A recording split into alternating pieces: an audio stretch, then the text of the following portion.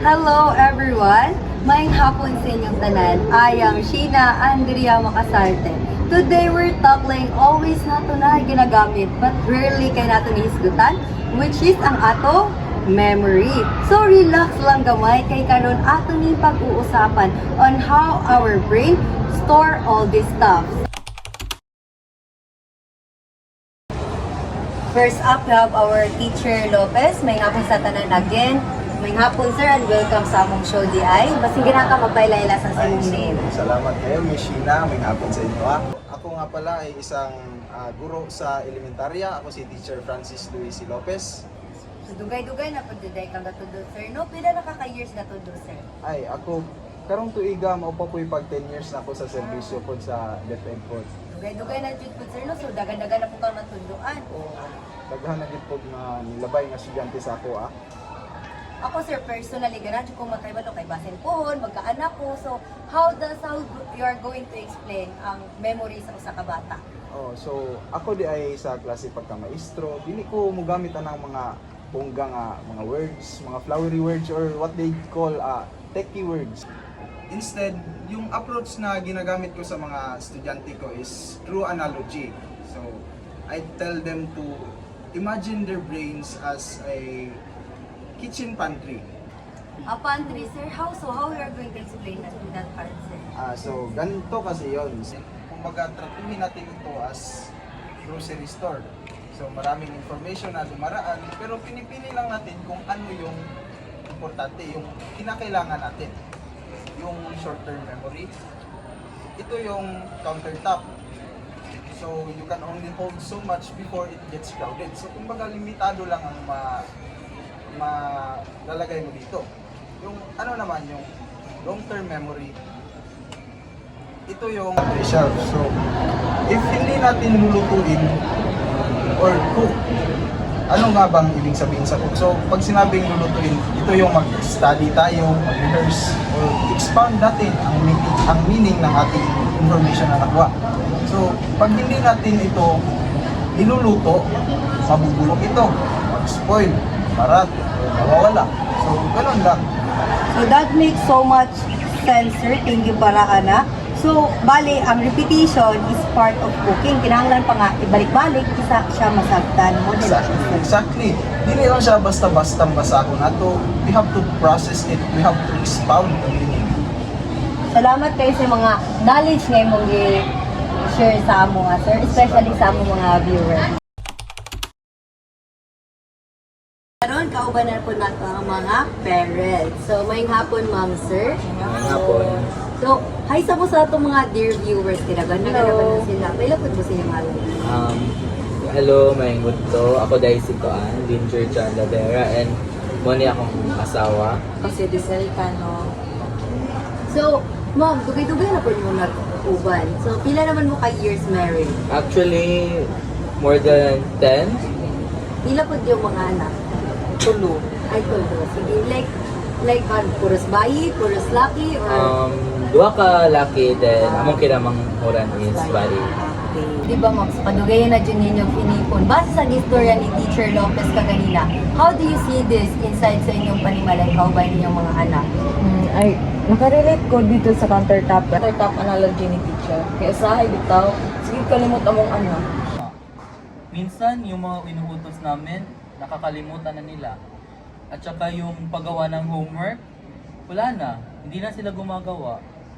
Nag-ino, sa parent, diligent natin yung malikayan nga sa puton, dyan tabi sa gato, pagaling mong anak. Yeah. It's frustrating sometimes to be.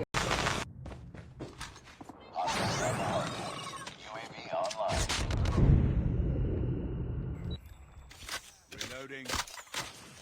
Enemy contact. Anak, tapos ka na ba sa homework mo? Tsaka yung pinapabili ko sa'yo, nabili mo na ba? But we learned patience. We realized that we have to help them label the stuff in their pantry or help them organize their thoughts. Let's hear from our dearest student. Good afternoon sa inyong dalawa. By the way, I am Miss Sheena Andrea Macasarte and I am so thankful na di-accept niya akong invitation.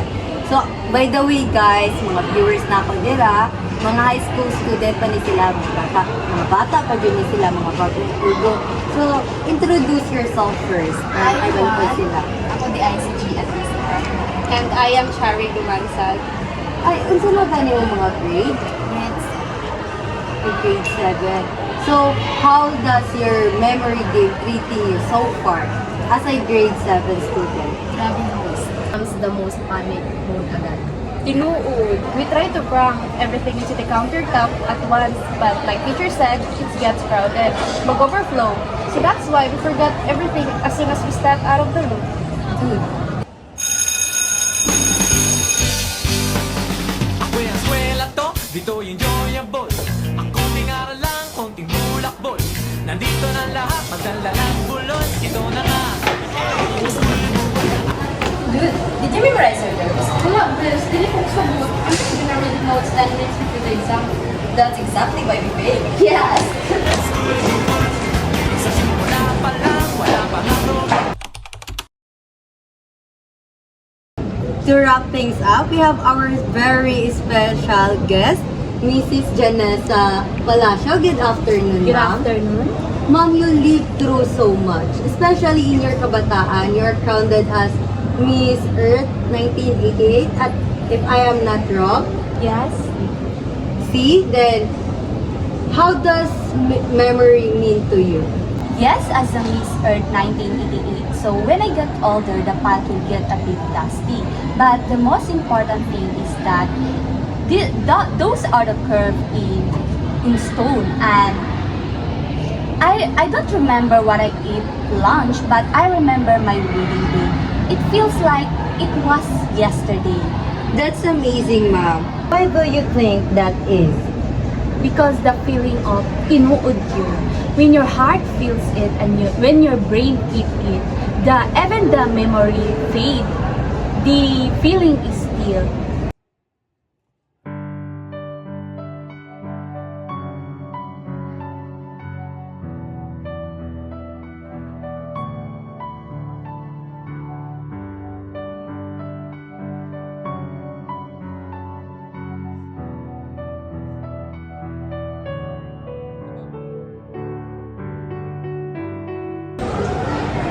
I will never forget the sun look today, and I will keep this moment forever.